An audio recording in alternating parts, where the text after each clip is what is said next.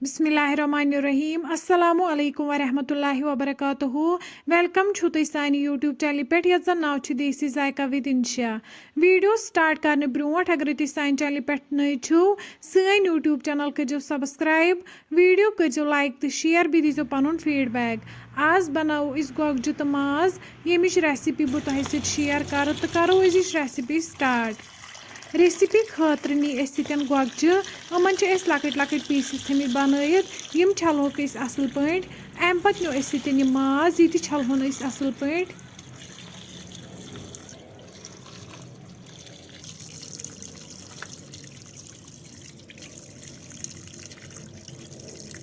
गोगजि मकलाय असल पे छलित अम पत त्रो वन अत मज नून चमचे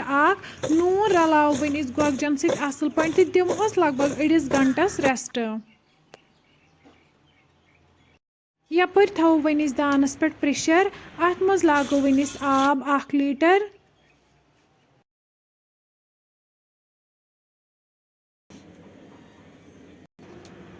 वन त्रो अत मज माज युस छलित थोमुत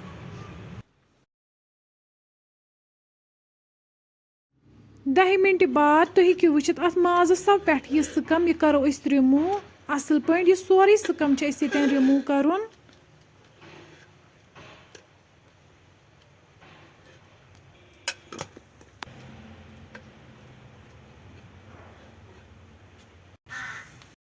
तुम हेकि वुचित सोरे सकम गो यन असल पे रिमूव अम पत त्रो वन अत मज कह मसाल रोंग मर्च बड़ल सब्ज ٲl तो दालचीन यम सारी मसाल त्रो वन अत माजस मज बी त्रो वन लद्र चमचे बादियान पाउडर चमचे नून चमचे 2 सारी मसाल रलाव वन माजस असल पे लास्टस पे त्रो वन ओम तिल चमचे अम सक यह रस नबर कह वन करो लिड बंद दिमो 2 to 3 विसल यीत कलस माज 70% सॉफ्ट गि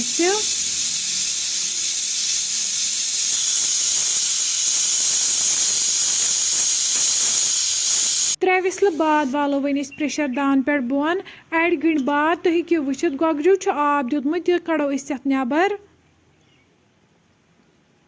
अम पत थो वन दानस पे कड़ाई अत मज त्रो वन तेल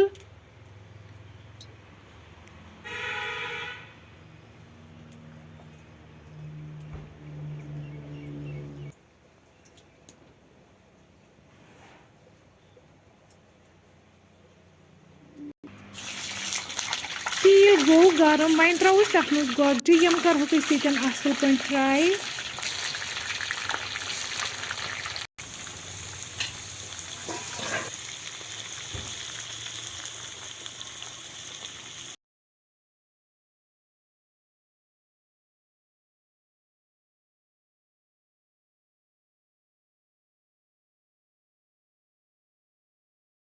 तुम हेकि वुचित गोगजि यन फ्राई गम वन कड़ोक अकिस बानस मज नबर अम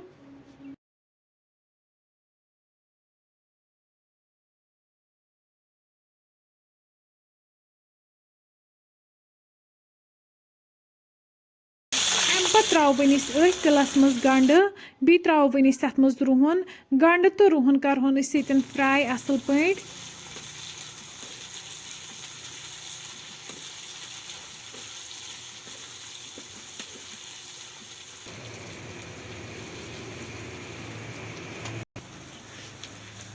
गंड तो रुहन गो यन फ्राई अम पत त्रो वन अत मज मरचांगन चमचे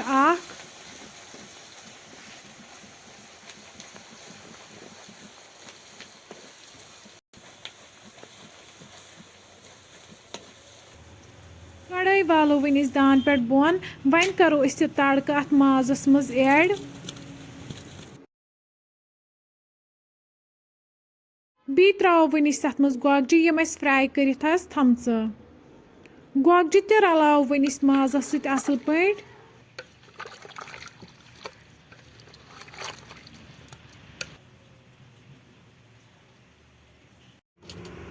अम पत थो वन दानस पे बी प्रेशर वन करो अत लिड बंद दिमोस 1 to 2 विसल यीतिस कालस यम गोगजि तो माज असल पे सॉफ्ट गि